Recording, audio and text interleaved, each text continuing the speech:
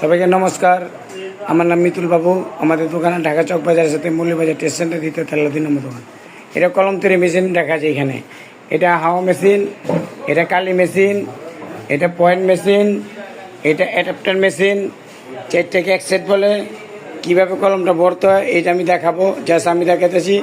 আমাদের কাছে 12 পিসের 10 পিসের পাতা পাওয়া যায়।